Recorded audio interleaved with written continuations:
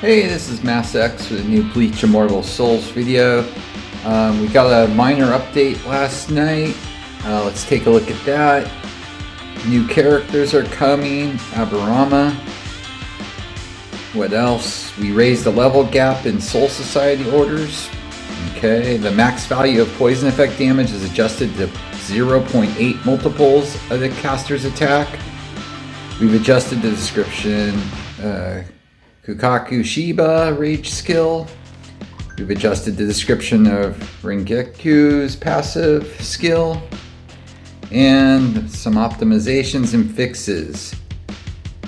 So, not a whole heck of a lot. Was hoping for those new War Souls, but I guess not this time. Thanks, Oasis.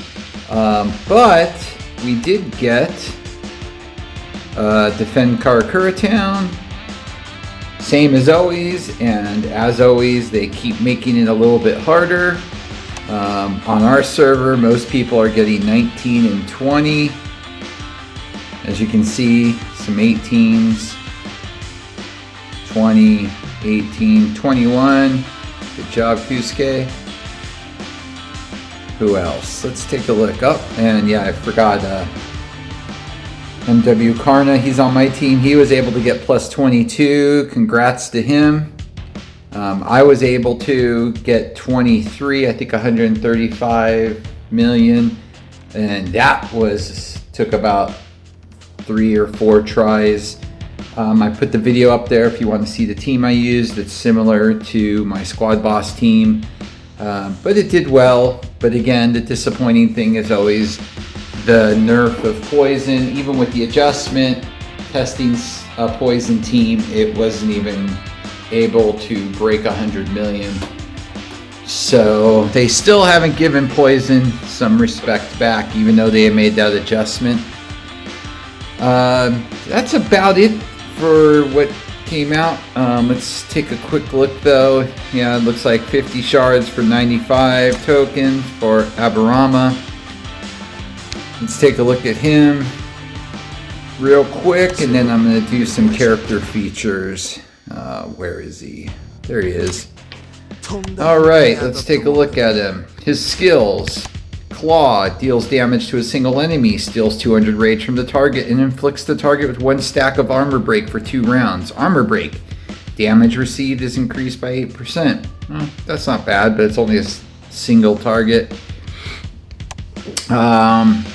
His rage skill deals damage to the enemy front row and inflicts targets with 2 stacks of armor break for 2 rounds. If any targets have stacks of armor break on them before this attack, they take additional damage equal to 4% of his total HP. After weapon awakens, damage is greatly increased. The percentage used to calculate additional damage is increased, and targets have their attack decreased.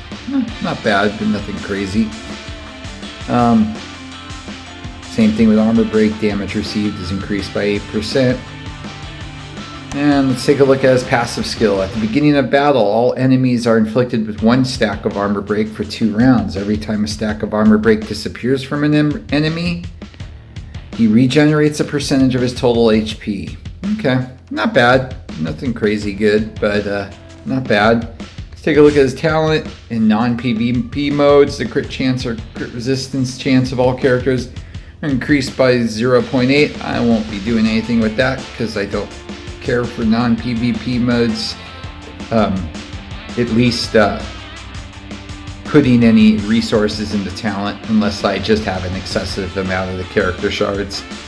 And the War Soul is heroic. And Serenity Challenge increases all characters' defense by 0.83%. That's because it's on its first level. In PvP mode, increases Soul Bearer's HP by 15%. Probably won't invest in that at all either. He'll probably sit at 3 stars. Just to have him for purposes of initiative as well as bonds. But outside of that, not really anything major. Oh, and his bonds aren't even with anybody that great. All SSRs, it looks like. So, is he a necessity? Heck no. If you're free to play, don't even bother. It's not even worth expending any of your resources on. If you are if you do spend, shoot, I'd spend it on something better in there. Let's take a look. Yeah, I mean, you know, come on, you can't go wrong with always going after Awaken Essence. So yeah, I don't think I'd bother unless you really want him or he's a character you like. So let's see what are we gonna do for the rest of this video. We are going to take a quick look, or maybe not so quick look, at Stark in action, as well as Halibel, the UR version. And where is she? I keep passing it, I know I do. There she is. Awesome. And I'm just using basic setups. They're both set at 64. Nothing crazy. War Soul of Vengeance on her. I'm not putting a volatile War Soul on her. Everything else though is maxed out. As you can see, 4 stars across the board. Same with Stark. Tried to make them pretty much equal. Same enhancement level. War Soul, I have a Wrath on him. Everything else is maxed there. So let's take a look and see how they do. I'm going to pose the 2 of them against just the team. Let's take a look. I don't want to play anybody super hard, but I also don't want to play anybody too weak. Let's take a look and see how they do. I have them set up too so they both can get hit if one gets attacked. And let's take a close look and see what type of damage they can do with not any sort of support or anything.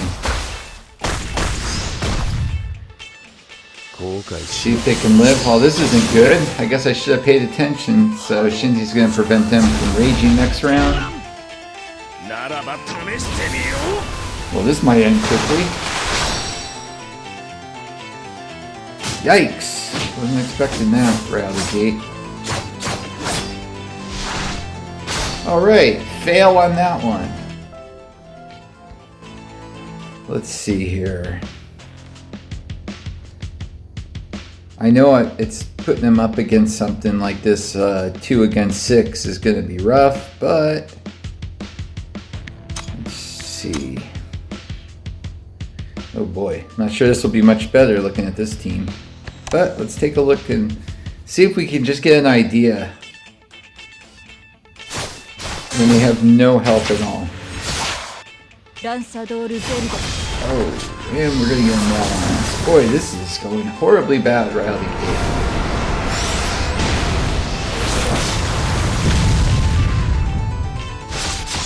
Okay, it looks like they'll survive and be able to rage. Let's see what type of damage they can do to the team when there's just 2 of them. Okay, thank goodness. Alright, let's take a look. She barely hit just under 500,000. He was over 1 million. Yet again, with Stark having no other leaders on the team is definitely a disadvantage for him.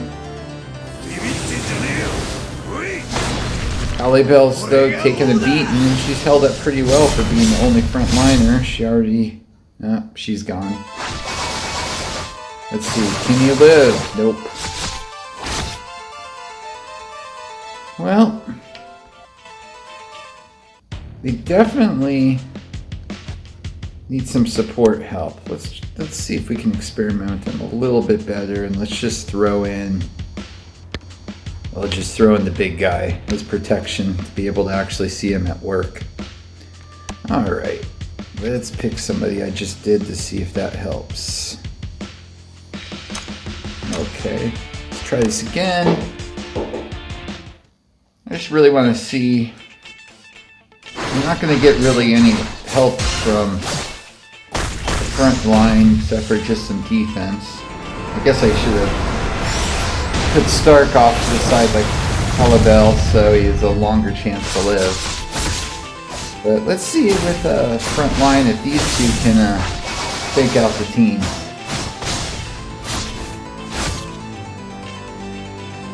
Okay, Halibel's not going to be able to rage this turn, but Definitely, since I started using Stark, okay, almost 1.5 million. That's not bad with no other bleed on there. Oh wow. 3 against 6, and it looks like they're gonna win. All they need was a little frontline protection. I definitely like Stark. I started using him in Worlds. I'm starting to use him in Kenpachi Contest. I'll show you the team in a minute. That's not bad. I definitely... I mean, there's no doubt Stark is worthy to get. I mean, no doubt in my mind. Let's do one more setup here. But let's move Stark here. And let's go ahead and fight.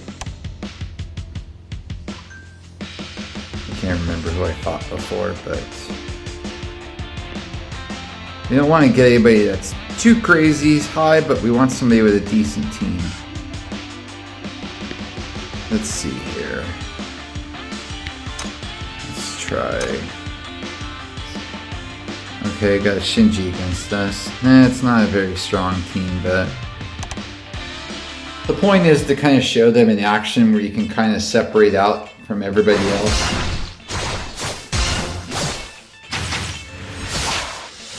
But like I said, Stark is a worthy investment. I like Halibel. She definitely has teams I prefer her on. I can show you a team I'm using her on now that I like her with once this is over. But Stark is definitely good. I've watched him decimate teams following Nell when he gets to activate all those bleeds.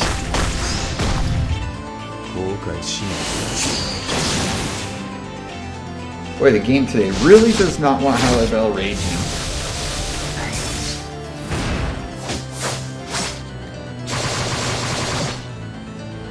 Boy, with the adjustments on him on the front line, he's really becoming my preferred frontliner again. He used to be for so long. And then Kenzei came around, but he's just great. Okay, let's see if we can get a Halibel range. Oh, good. Nice, she almost got to 1 million there because there's less on the field, which helps her. And Stark took them out no problem. I mean, as I said previously, they're both worthy investments. If you had to choose, Stark, of course, would be my go-to. Let's take a look here. Under Battle Log. Let's see if I've got one where I've got the Stark team in here. Not this one. Yeah. Oh no, this is the one. Just show you what Stark can do in a full team with Nell. I put in Aizen as well as Byakuya for that bleeding.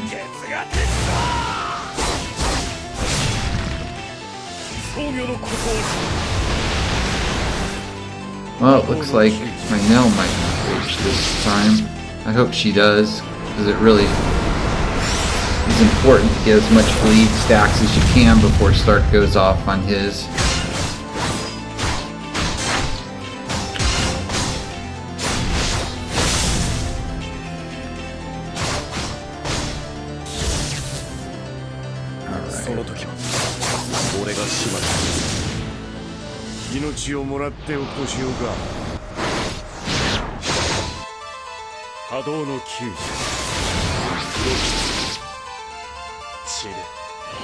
No Nell, damn it. Let's see if Stark kills him. Yep, over 2 million.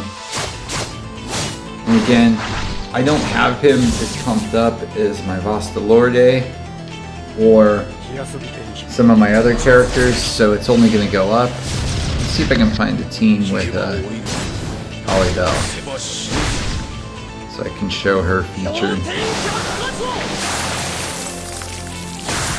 Actually, I'm going to leave this on real quickly just to give a quick look. Tensa Sengetsu, he's not even getting a chance to kill him. in this team formation, he has been doing really well. But that went way too quick. So, and he's not part of this video anyway. So let's get back to where's Halibel. I can't remember if she's on the all-female team or not.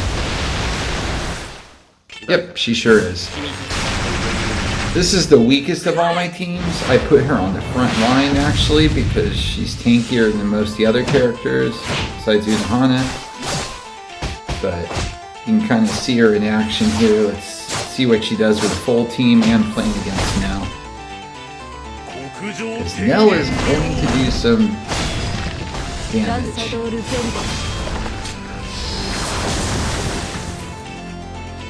Not too bad. I really like the female teams. There's so many advantages to them. The team doesn't cost a lot to make. They're very good if you commit to characters. Oh, she broke 1 million. Good.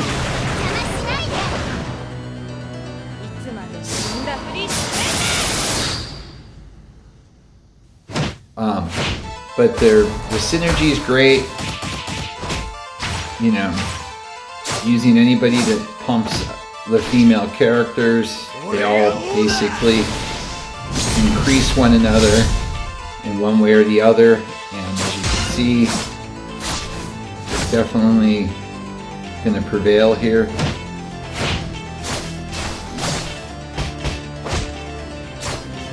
Nice. But the point of the video was to just give a little bit of a showing of how they perform. My preference, as I said, is definitely Stark, but Halibel is not a bad unit, and married on what type of teams you're presenting, it is definitely worth the investment in her, especially all female teams. I like her on, as you saw. Guess that's it for today. Not a whole heck of a lot.